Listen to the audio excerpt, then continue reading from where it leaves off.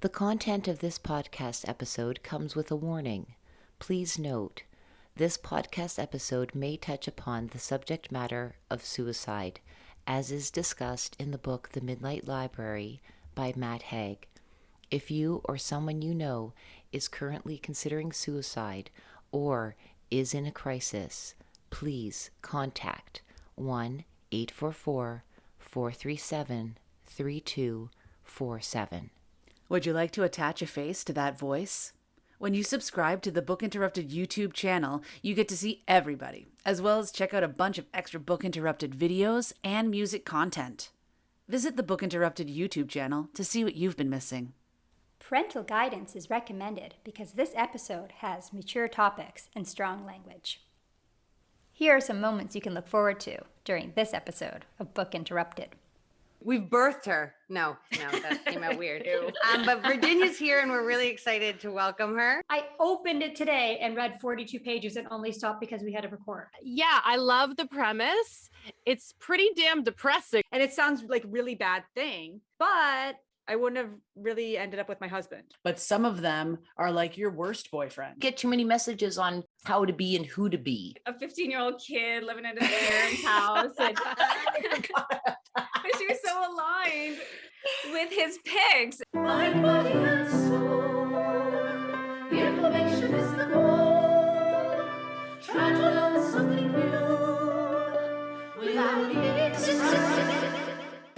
Mind, body, and soul. Information is the goal. Trying to learn something new without being disrupted.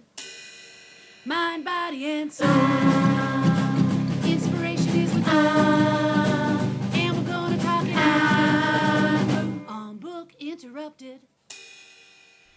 Welcome to Book Interrupted, a book club for busy people to connect and one that celebrates life's interruptions. Hi, I'm Sarah. I started Book Interrupted and asked the closest people to me to be part of it. First, I asked my sister. Hi, I'm Meredith, the sister. My first friend. Hi, I'm Kim, the first friend. My old roommate. Hi, I'm Lindsay, the old roommate. My high school friend. Hi, I'm Kara, the high school friend. My good friend and Kara's sister. That's me. Hi, I'm Leah, Sarah's friend, Kara's sister, and the final member of Book Interrupted. If you'd like to join along, this book cycle is from May 30th to July 10th. It's our fan Virginia's book pick, and we're reading Midnight Library by Matt Haig.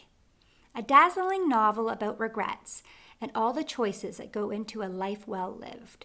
Would you have done anything different if you had a chance to undo your regrets? Published in August 2020, The Midnight Library by Matt Haig is a #1 Sunday Times and New York Times bestseller. It's winner of the Goodreads Choice Award for Fiction, a Good Morning America Book Club pick, Independent London 10 Best Books of the Year, and included in Best of the Year and year-end roundups for many other publications. It has sold over 2 million copies, and the audiobook edition is read by Carrie Mulligan. Matt Haig is also the author of the internationally best-selling memoir Reasons to Stay Alive and Notes on a Nervous Planet, along with 6 other novels and several award-winning children's books. His work has been translated into over 40 languages. All right, so it's personal journal time. Let's see what the members of Book Interrupted thought outside the group. Hello, I am Virginia. I am recording my personal journal for Book Interrupted for my choice, which is The Midnight Library. So first I want to say thank you to my good friend Leah, who's here. There she is. So when Leah asked me to join this book club as a guest, I was racking my brain as to which book to get. And so at first I was going to do something that was, kind of in the realm of self-help. But then I'd read this book called The Midnight Library, and it was really interesting, and it dove into some interesting concepts about regret and life regret, and if you could have a do-over in life, would you even? And so that is why I chose this book for the Book Interrupted podcast. So I am looking forward to chatting more about this in future episodes. And I just want to say a huge thank you to Leah for asking me to be a part of this, and for all of the wonderful women that are part of Book Interrupted. Thank you. This book was already on my radar of a book I wanted to read. In all my social media, like Storygraph, Litsy, Goodreads, I put it in my stacked pile, like to be read book, a book I'm interested in, because of all the amazing reviews on those social media platforms about this book. So I was really excited to read it. So I just opened it today just to start it like I normally do before we have our first chat. I already read 40 pages. It is so good. I only stopped because I have to do this personal journal. It's the only reason I stopped. It's really good. I've already got to the part where she was in the Midnight Library and she's choosing a life. One of the things I wanted to talk about that I thought was really interesting is that there is a quote in here by Sylvia Plath. Every season, all of our books end up linking to each other unintentionally. So our fan picked this book, and Sylvia Plath was an example in Malcolm Gladwell's book, Talking to Strangers, for the suicide and coupling theory that he was putting together. She was one of the main theories when she committed suicide. So it's very interesting that there's a link there. And this book is the beginning is about suicide, which is a bit sad because all these things happen on the same day to this poor woman, and she just feels like no one would miss her. But she just doesn't do life right. So that's a bit sad. But I really like the Midnight Library about regrets and stuff. Anyway, so far I'm really liking this book. I'm going to plow through it, I know. I'm going to read this so quickly. I'm only stopping to be able to talk about it with you guys before I continue reading later.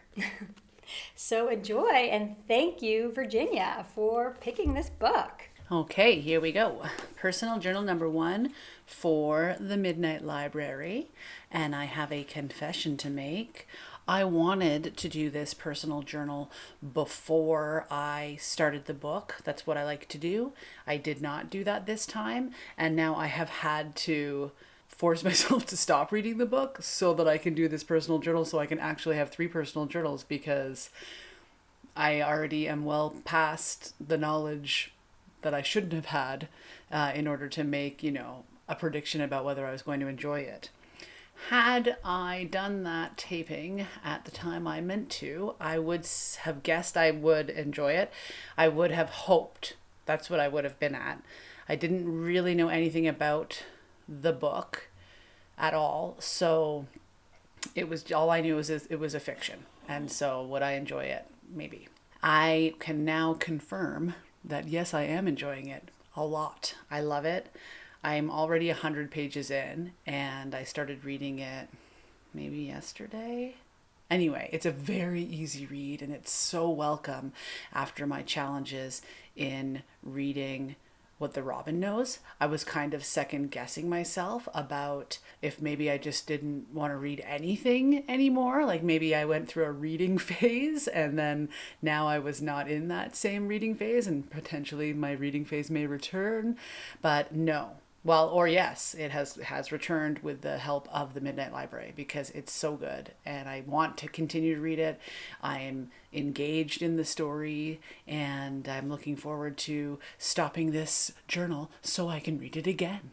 Hello, and welcome to our third fan book choice. Virginia has chosen The Midnight Library by Matt Haig.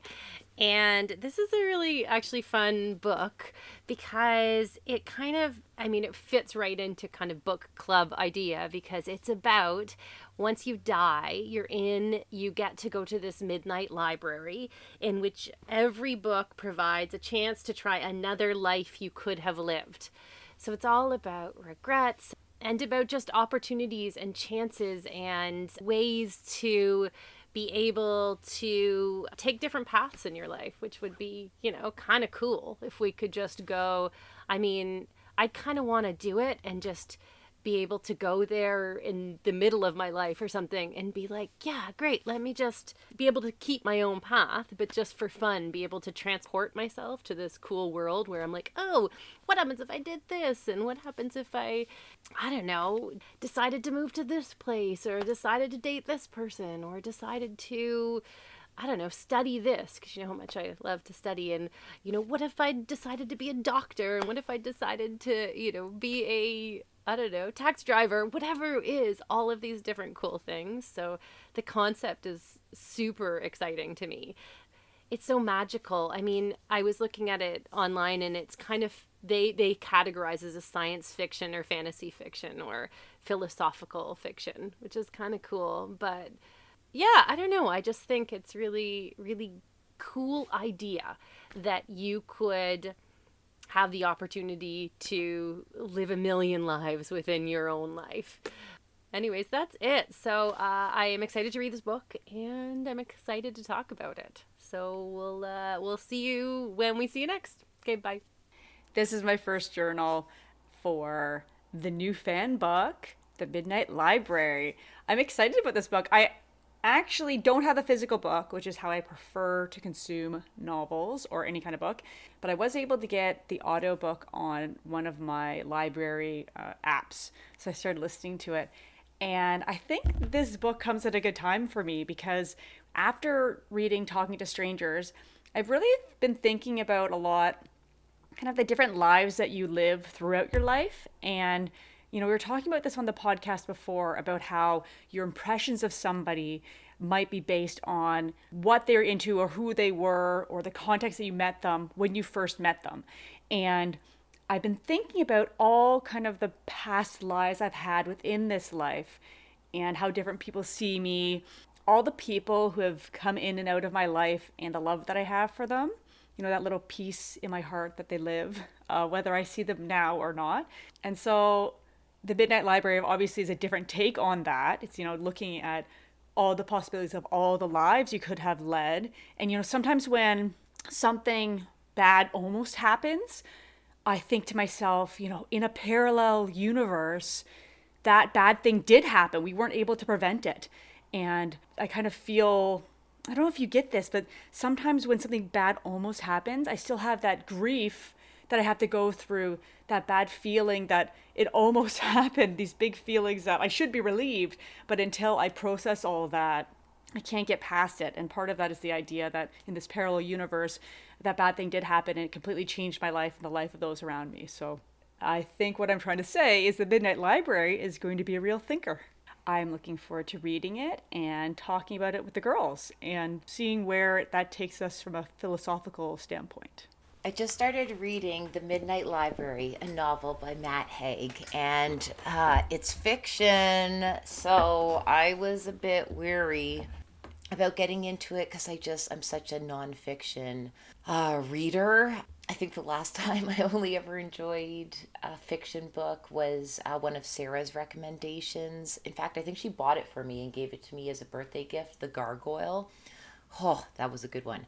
But this one, just started reading it and couldn't put it down, which is a fantastic sign. So far, it has all the things that I look for, which is a little bit of like mystery, kind of like a somber mood, things that sort of like get me going into like reflecting. So far, it's got all those things. I cannot wait to see where it goes. I also really appreciate how the author is leading with, instead of it coming as a big surprise, literally upon starting the book, you are put on the clock like a timer, a countdown of number of days, number of hours until the main character dies. I appreciate that because what I'm starting to get a sense of is that the author doesn't want to make the event of the main character passing the climactic event, that at least it's signaling to me as a reader that the really juicy, important stuff is pay attention. What is leading up to this event that is already being signaled to you is already going to be happening. So because I've already been given that piece up front of what to expect, it's alerting me to starting to pay attention. Okay, well, if I already know what's going to happen fairly early on in the book, I am now able to put that aside and not start to strategize or guess. I am instead able to shift into paying much more attention, having an increased level of awareness into perhaps are there things that are occurring right now that are contributing towards why the main character is not going to be living. Also, it kind of sets up, because if you read like the front and back cover, you already get an idea of like what the Midnight Library is about, kind of like a space where you're not quite dead, not quite alive, not quite on to the next phase.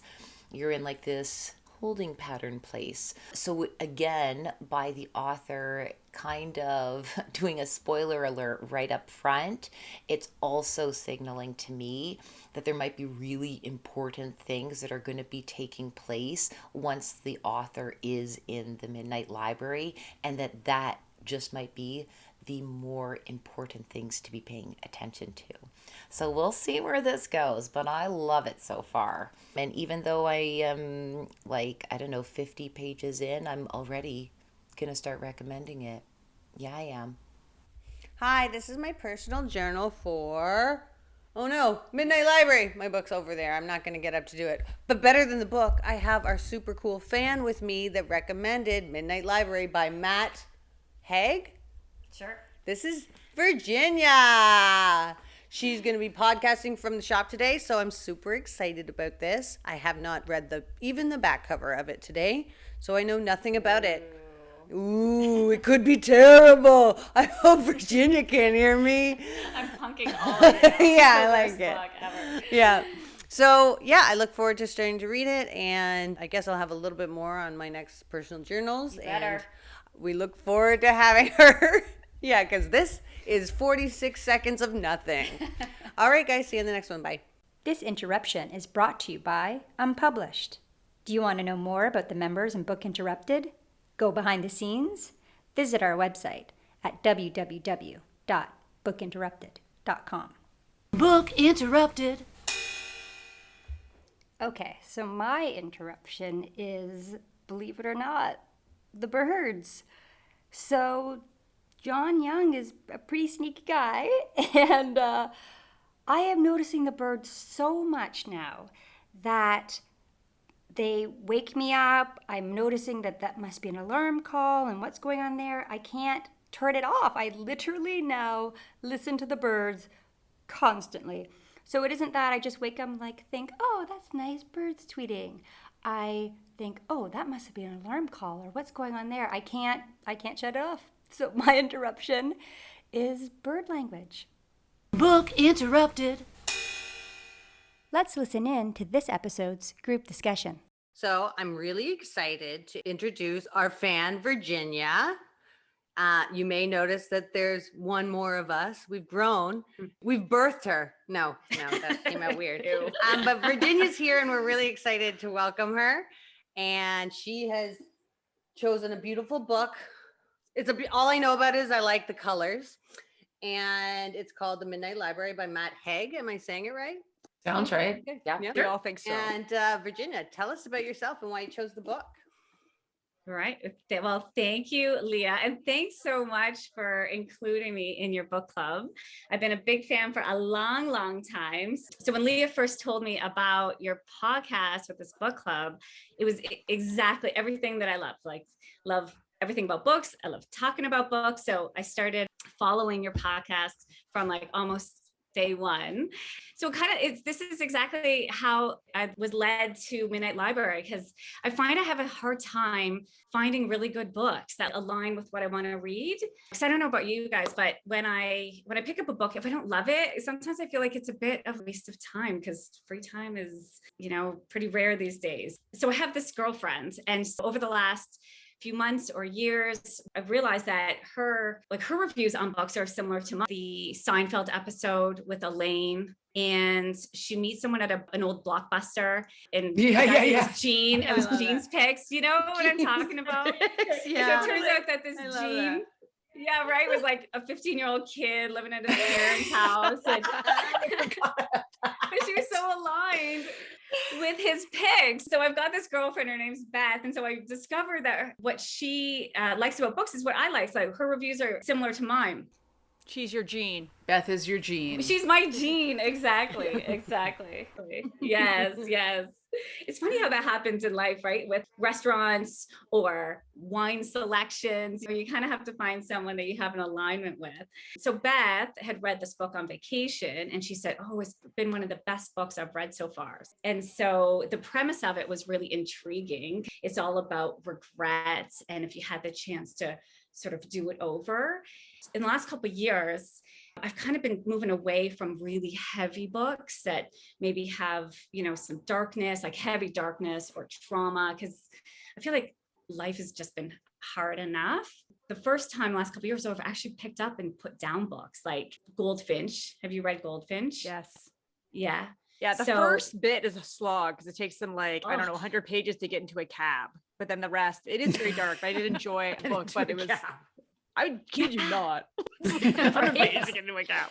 Right? But it is very dark. Yeah, right? But it has such great reviews. I did enjoy it. You did? Oh, see, I wonder if I need to pick it back up then. I like dark though. Sometimes I do too, but it depends on the phase of life, right? Mm-hmm. What's going on in your personal life? With the pandemic, I found I just wanted something more uplifting. Even, did you read Where the Crawdads Sing? Yes, I read that recently. Yes. Right. So again, started off dark and I put it down and somebody said to me, which I think was Beth, said, no, pick it back up because it's enlightening at the end. So I did. I was grateful I did. Jean, right? It's called Jean. Oh, Jean. Right? Or like Alchemist. Have you read The Alchemist? I have not read that that's one. Great. Good, right? So that's uplifting. So I found I really enjoyed that over the last couple of years. So I'm reading it right now. Oh, are you currently reading it, Lindsay? Oh, it's so good. Nice. It's a good one, guys. It's a keeper. I like how thin it is. I'm like, I can read that even if I don't like it. Yeah, it's short. Yeah. Most of his books are. I have a list of books to read. I'm going to put on here. Yeah, I have that on my bookshelf. I just haven't read it yet. You haven't read The Alchemist yet? Oh. I haven't. I just never. And then he did The Valkyries as well, but I like The Alchemist more. Are all the books you're talking about right now fiction? yes. Yeah. Do you tend to ever read nonfiction? Oh, yeah. Yeah. Sometimes businessy books, though, right? Like I did Dare to Lead, Brene Brown, Lean In, of course, because that was great. Leading Change, like more like businessy books. So do you run a business or are you in business? I work in healthcare. I work for a company that does treatments, like medicine treatments for patients living with brain disorders. Oh, wow. So yeah. So it's just more, sometimes those books are interesting for there's nice parallels between what you do at work and then sometimes what you could do at home as well, like in your personal life. Sometimes helps me negotiate with my kids, totally. For certain things. So yeah, sometimes there's a nice alignment. So essentially that's how I picked Midnight Library as Jean's pick. So, and it was I love that. Sometimes I wonder, I don't know if I'm anyone's Jean. Some of the books I picked, I don't know if I found the person who I'm the Jean of yet. Yeah, you got to find your Jean or your Elaine. Whoever's got, I gotta find my Elaine. Somebody's I want to gotta find a you. Jean though. Yeah, I need to find my Jean. That's nice. Have somebody who's just like this, and you're like, yes, and yes. Yeah, that would be really helpful. Lindsay has recommended some good books to me that I liked. Yesterday I went on your Book Interrupted website, which was fantastic, by the way. It's so good, so well made. For anyone to go on, yes. And so I was looking at your profiles, and so you know how you listed some of the books and movies that you like? There are some similarities on that. So maybe each one of you could be each other's Jean's picks. Oh, that's a good one. I love that. That's nice. That's nice. That's true. We're all just a bunch of Jeans. Jeans and Elaine. Jeans and Elaine. I want to be Elaine. You're probably both. You're someone's Jean and someone's Elaine. Yeah, and nobody really wants to be the 15-year-old Jean, do they? Maybe. I don't know. You don't know Jean's life. You don't know Jean? Might be nice to take a break from adulting. Living its best life. We don't know. That's right. I don't know best Jean. life. Okay. You could be a Jean for different things, Leah, right? Like for, tattooing or drawing or interesting ideas. Yeah. I'd say Leah is definitely my Jean. Leah curates my life. She'll be like, I'll run ideas by her. And yeah, you just have a great way about giving honest feedback in a way that doesn't make me go, I'm a moron for having thought of things. No, I like it. I think we're too similarly brained though, from the DNA standpoint. Yeah. Well, what do you think of the premise? What do you guys think about the premise? I love it. Of your fade or I love it. do-over of regrets. I think it's what everybody wants. Has anyone started reading it yet? I have. I started reading the first couple little bit. I read it actually out loud to my partner Laird while we were going to bed. I was like, oh, I'm going to read you a book. So I started reading it because we were talking about audiobooks and stuff. Yeah, I love the premise. It's pretty damn depressing, the first couple of chapters. Yeah, it's I'm very like, somber. oh my God. Oh. Like, she's like, and 9 days until she decided to kill herself or decided to die. And I was like, oh, okay. Countdown. But- What happens on the 9th day? Yeah. I know. I love that. I'm ready to get past the fact that she's dead and she's choosing her different paths, because this is kind of, the first bit's a little bit, I don't know, sad. I think it's what everybody wants, though, to know what would have happened if I did A, B, or C. Absolutely. Right? Because you just don't know, especially like bad things that happen to you. Like my first week of my last year of university, I got hit by a car. I had to drop out for that year and go back, right? And it sounds like a really bad thing, but I wouldn't have really ended up with my husband. So I wouldn't have my kids. So you think about all these things that like happen to you. And that one was a very obvious thing where it's like, well, it's probably good that that happened, which is weird. But there's all these other little things that any little thing can just change your life. And so would it have been better? Maybe if I hadn't got hit, I would have ended up with something different that what I would have been equally as happy with, right? Like, you don't know. By a so I show love of it. hands, does everyone here believe in fate? Define fate. Yeah. I don't know. You define fate. You define it, Kim. I know. Yeah, I don't know if I do believe in fate. You don't believe in fate? No, I honestly, honestly, I get it, but I You? just think, because I don't know, But you believe things happen for a reason. So isn't that the same thing? I believe that things happen so that if we are back to the bird book that we just discussed, if we are listening and paying attention and showing awareness, things come to us that could be a lesson that could serve us very well.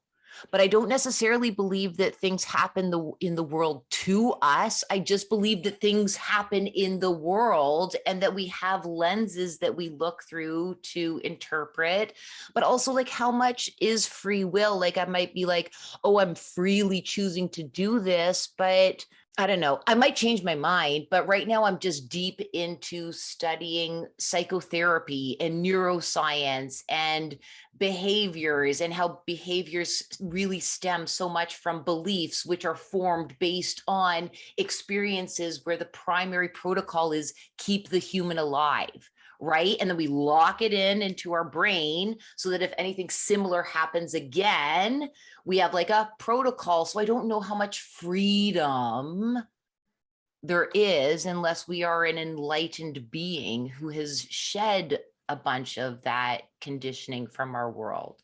I just think we get too many messages on how to be and who to be, right? There's a lot to get out of the way until maybe we're finally free. But in essence, So in summation, you're not sure. If you had to pick yes or no, the answer is maybe. the answer is a strong perhaps. Yeah, I loved it. I'll never know unless I become, I don't know. We don't know. Yeah. Maybe fate will bring me there. So is Maybe that fate like will a bring me there. self-fulfilling prophecy then? Is that essentially what you're kind of getting at?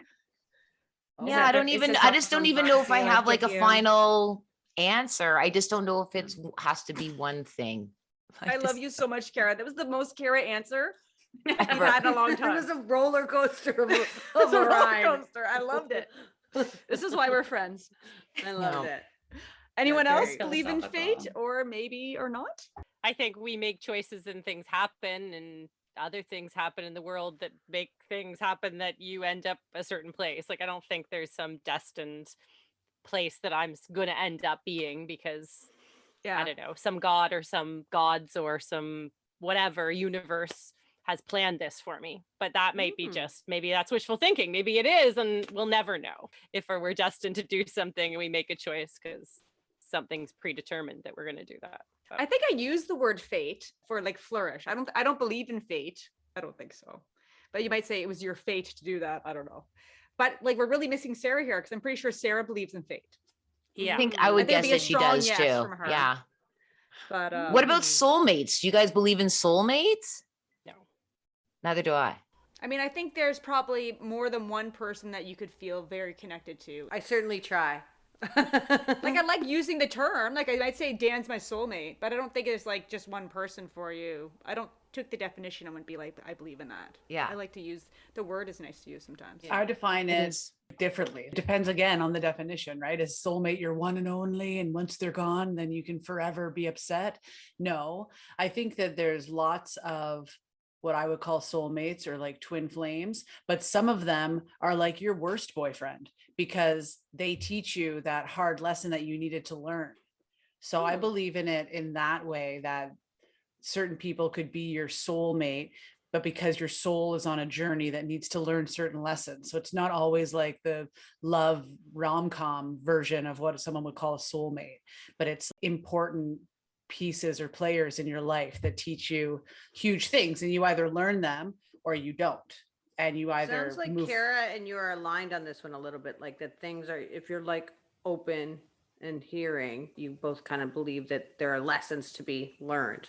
I think it's similar to the Robin Yeah. book too, right? Because it's about being connected. And it's really hard for me to put into words this vast spiritual kind of understanding that I operate from. I also feel like I run the risk of like showing my privilege too, because the things that I believe could be questioned from that angle. So I'll disclaimer that up at front. But like, I think that regardless of fate or soulmates or whatever, the journey is to learn how to find your answers from within yourself, and you may find them from the observations you like for how you interact in the world. And if you are following your truth, which is what's very difficult, as Kara's talking about, with it's all that noise that you have to get out from under, and lots of people never do because they do what they should do, or they, succumb to whatever the cultural norms are, or the gender, like whatever it is, then the dissatisfaction is the result. But if you're able to really connect with your own truth and follow it, whatever it is, in spite of what society may dictate, that's how you journey to your fate, which I think is actually just being content, right? Like just actually like living your life in such a way that you feel fulfilled, whatever that means, whether you're not doing anything or solving all the problems, like whatever it is. When I think about fate, I think about that. As long as you honor yourself, then you will go to where you're supposed to go. When Kara said predetermined, though, I'm not comfortable with that. I don't think it's predetermined, but I think it's almost like a self-actualization thing. If you're able to solve all your own mysteries and problems and find your truth and follow it, then I do feel like success is guaranteed, whatever success means. Yeah, I totally have a couple agree. things. Yeah. Kim, I think you're Am I your Jean? No, I'm gonna say I think you're my Jean pick for fate. I read this book recently and it talked about that idea of soulmate, right? And so it said, which I thought was really nice, that not everyone has one soulmate. Because what about those people that have multiple relationships in their lives and they get something out of each one of them? And that's their life's journey. And I thought that was a nice explanation for it, because that would feel pretty crappy if you don't have one soulmate in life, but you've had a series of really interesting, relevant, profound relationships that have helped you grow and helped you, have this really fulfilling life. It doesn't mean you have to have one soulmate, So I thought that was really nice. But anyway, sorry, Meredith. It's kind of like a modern concept that we're bombarded with these rom-coms, that you have the one or whatever, fairy tales or whatever. For sure. Oh, I wanted to say the book, the bird book they keep talking about is this, What the Robin Knows, by John Young. We just did this on the last book. So in case you're wondering, they're talking about the Robin book. It's about deep bird language. Here's a different question that I think goes along with this book. Do you guys believe in like parallel universes? Like, have you seen the movie Another Earth? Oh, I was like Spider-Man. So good. Spider-Man. Yeah, I thought you were gonna say Everything comes Spider-Man back to again. Spider-Man for Kim. Let's talk about Spider-Man again. No, like Another Earth. I mean, this isn't really about like a parallel universe, the Another Earth, but it's kind of similar where there is another Earth and everything was exactly the same, like that happened on these two Earths until one day it's not blocked by like the moon or whatever. And then one Earth sees the other Earth. and then they diverge. And it's kind of like the idea of like parallel universes and Ooh. stuff. So That's who really a believes in good one. parallel universes? Because I like to think about parallel universes whenever like something big happens. I go, what, is there another Meredith out there, you know, living this other reality? And her life is now better or worse because of this thing went the other way. You know? Mare's my Jean. I called her. I do. I don't know how to describe it again. And I feel like that is a symptom of where we find ourselves.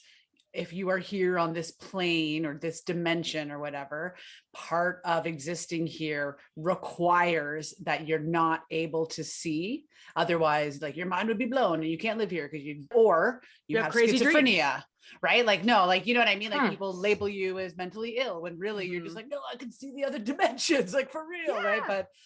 But I do think that there's way more. And I just feel like I have a whisper of an awareness only maybe because I try to work so hard on that being connected, whatever. And then, but to truly know it, you would have to be over there. Like you can't know it here on this plane because this plane requires that kind of less level of comprehension or whatever. But I do believe in a variety of things that are above and beyond just what we know to be our everyday existence. But Yeah. what if there wasn't? What if there was nothing else? This is just it.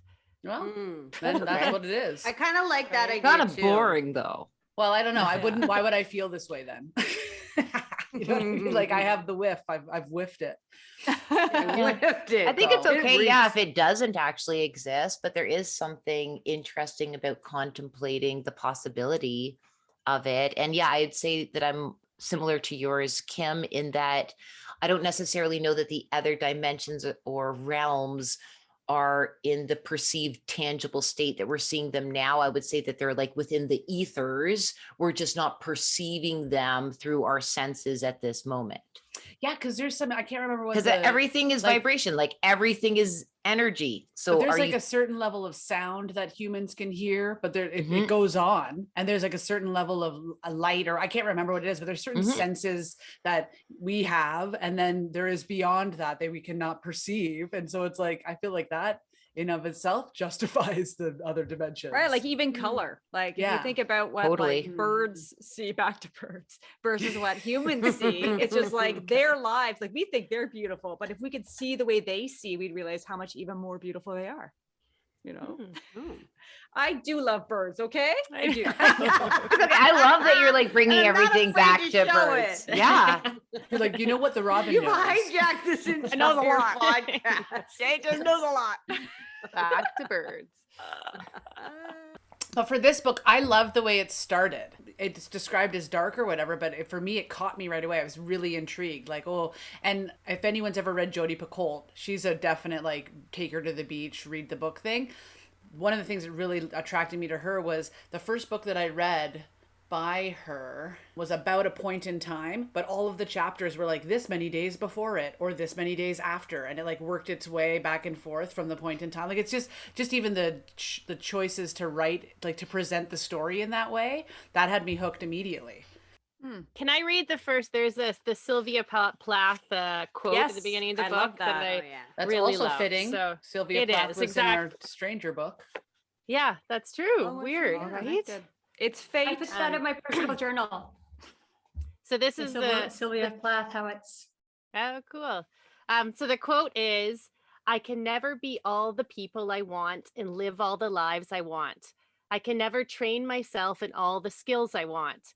And why do I want? I want to live and feel all the shades, tones, and variations of mental and physical experience possible in my life. So nice. Love it. Love it. beautiful. Actually, yeah, that was a really refreshing component of the book, is that even though it was a little bit like somber in like tone or emotion, it was really refreshing to have poetry and philosophy. I didn't, and that's just on a personal note. You know how you were saying, Virginia, that, you know, like there's certain, one book could be recommended for you, but depending on where you're at in your life, it just might not be a good read at that point in time. And so I was at a point in time where I'm like, bring back the poetry, bring back the philosophy, you know, like COVID's been freaking hard. Yeah, it was so nourishing and rich. I love that part. Did you the finish book. the book, Kara, already? Oh, I ate it up and then like regurgitated and wanted to eat it back up. That's not how you're supposed to consume a book. Naughty. She's so naughty. It was so good. I didn't want to put it down. I would use it as like a procrastination device for other things I needed to get done. Yeah. Excellent. It does speak to the parallel universes too that we were just talking about, right? Like if you had the opportunity, to really think it through, and then you can reflect on your own life. Like, would you, given the opportunity, go and rewind time and try something else, or go and have a redo over of things that you thought were regrets, but maybe they wouldn't end up being regrets, almost like the car accident, right? Maybe like at the end of my life, right? Like that's what this book's like, because it's the end of her life. True, I wouldn't want to do it midlife, because what if you picked the wrong Mhm. one and then you were stuck? You'd be like, but I want to True. see how this plays out. No, it's true, right? I thought it was an interesting concept. So the Midnight Library is almost like this purgatory. So it made me think as well about whether or not one believes in the theory of purgatory. My mom is Catholic, like she grew up in a Roman Catholic boarding school in Ireland. And so she really believes it. Like, we were delayed getting one of my kids baptized. And she really thought that if anything happened to my son, that he'd be stuck in purgatory. And I'm like, are you for real? Like, you really think that if something happened to this poor little baby and that he wouldn't be going off to heaven? And she's like, no, he'd be in purgatory. I'm like, that is awful. She's really worrying about it. And you're like, okay, we'll get on it. It also believes it, that a God out there would not send a baby up to heaven, So anyway, so I feel like it also touches on that concept as well. Is there a purgatory where you are not quite headed off into heaven, hell, whatever you believe? So Yeah. I don't know. It What sounds do like you a think good about that? purgatory, though. If you could just like relive your life over and over for Yeah. eternity, I'll take it. Right. Yeah. I don't know if I would take it. I don't know if I would. Really? For I forever? think forever, sure, yeah. You could learn everything. It's like Groundhog Day, where he's like stuck in the same know day that. forever and ever, and he learned all these things once But he you have figured to do out the he whole could do it. life. Not the whole life, just from where you stopped. Well, Because it was a book of regrets. I So don't know, I haven't there's- really for got every far yet. regret has a book. Oh. Imagine Yeah, your it's library was interesting, really right? small. You'd be like, well, there's the 10 books. guess Or I not. did it right. Nailed it. Right? Nailed it. Nailed it. These have got to be regrets that you haven't forgiven yourself for then, right? Because like you could have like something that starts as a regret and then you forgive yourself and then you get True. over it. True. Or are they only ones where you No, because regret? sometimes she follows them and then realizes she's regretting something because she's projecting what that choice like automatically equaled. I would have had this happiness if I didn't do that. And then she gets to like follow it down. She's like, oh, that's not happiness. And then the regret goes away because she sees what the outcome was. Oh, so if somebody who had already gone through all that in their mind and forgiven themselves for any kind of regret wouldn't have a library. Correct. In Probably. theory. Well, you're probably like telling us the end of the book I don't know. right now, like 'cause that's what she learns. Spoiler alert. Just ruined it. Isn't the book like I've read up to her being in the library? I haven't read her. I'm not even there starting a yet. New I'm just regret. speculating. I only Haven't started the book started it. today. Oh, okay. I opened it today and read 42 pages and only stopped because we had to record. I was like, oh my gosh, this book is amazing. I, like, Right? just I devoured know. it. Good. So good. She's picked now a regret and she's in the regret, but I haven't gone into that story yet. But in that book of regrets, there's like tiny regrets too, right? She like, I should have exercised more. yeah, I should have exercised. I shouldn't have skipped this thing. Like it was little regrets that she had too. One was like, I should have told my father I loved him the day he died or something like that, right? Like little things like that. But then the other ones were these big, like as the book went on, the chapters got bigger, right? As she got older. So she had bigger regrets and bigger regrets. So thank you for joining us on this episode of Book Interrupted. If you'd like to see the video highlights from this episode, please go to our YouTube channel, Book Interrupted. You can also find our videos on www.bookinterrupted.com. Are you having a hard day? Do you just need a break? Then I would suggest one of our off-the-shelf episodes. They're filled with laughter, silliness, and nothing serious. You could find them at the beginning and end of each of our book cycles, like bookends. Hold on to your bookmarks because Book Interrupted is going off the shelf. Moments you can look forward to on next week's Book Interrupted. And that brings me back to my original point. Are you happy with where you are right now? Those types of reflections, I don't know about you, Sarah, but they scared the bejesus out of me. My regret is a big one that's going to be probably a little uncomfortable. Women too, right? We're so easy on other people and people we care about in our lives, but we're so hard on ourselves. You have to ask yourself, will you regret doing it more or not doing it more? I've gone to my own library and been like, woo, that was a mistake. Let's start again. Does that just make me a psychopath? Like that I'm not, that I, thank you, Leah. Book interrupted. Never forget, every child matters.